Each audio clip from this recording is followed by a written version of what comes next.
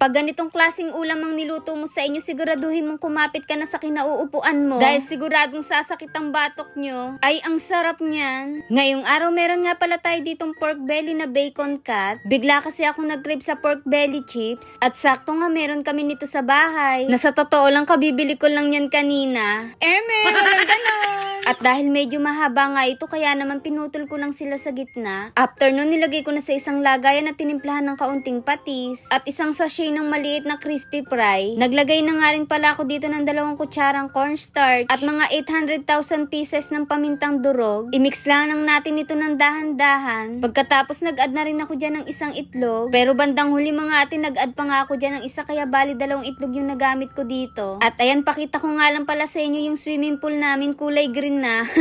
Na-stuck na kasi yung tubig, hindi na napalitan. Dito mga ate, libre nga lang yung entrance, kaya kung gusto nyong maligo, tara na. Yung tinimplahan nga pala nating pork belly mga ate, tinabi ko lang muna. Para naman kahit papano kumapit nga yung pampalasang inilagay natin. At habang inaantay nga natin yung minarinate natin na yun, magagawa muna tayo dito ng pangmalakasang sausawan. Bali dito mga ate, gagamit nga pala ako ng food processor. Para naman talagang magiling itong mga gagamitin natin. Sibuyas nga lang yan at 2 siling magkaiba. At nung magiling ko na nga ito, ewan ko ba kung ano yung pumasok sa isip ko. Dahil inamoy ko nga ito.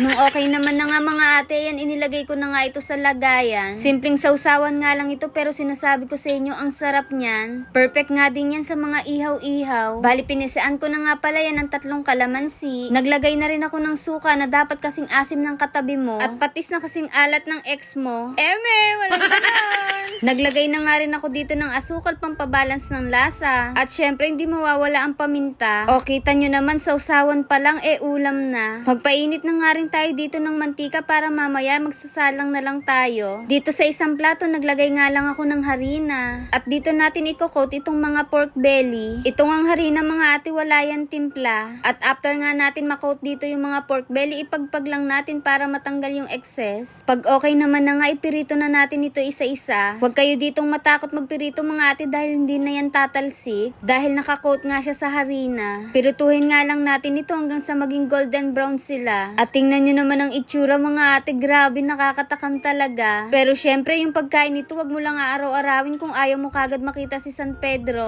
Masarap to pero dahan-dahan lang. Pagka ganito yung ulam namin, talaga namang ginaganahan ako. At sana mga ate, wag nyo nga itong mapanood ng hating gabi dahil siguradong gugutumin kayo. At eto na nga ang ating pork belly chips na sobrang crispy. Sabay isasawsaw mo pa sa napakasarap na sausawan. Kaya mapapasabi ka na lang na unang kagat first bite. Mapapahawa ka na lang sa kinauupuan mo sa sarap. Puwera biro mga ate, masarap talaga. Tapos napaka-crispy pa. At syempre mas masarap dito kapag may kaparis na kanin, kaya naman ito napakuha na ako. Sigurado nito mga ate, mapapalaban na naman tayo sa pagkain. Masarap din sanang kapartner nito yung malamig na soft drinks. Ay grabe, alam mo na kung saan ka pupunta nun. Shoutout nga pala kay Rose Ann Paulino from Bicol, Jessel Kikulentas, Janine from Pangasinan, Michelle Garces Fiesta from Ilocos Norte, Princess Joy Bautista Balingit, at belated happy birthday kay Dayan Concepcion. At ayun mga ate, craving certified na naman dito ang ate nyo.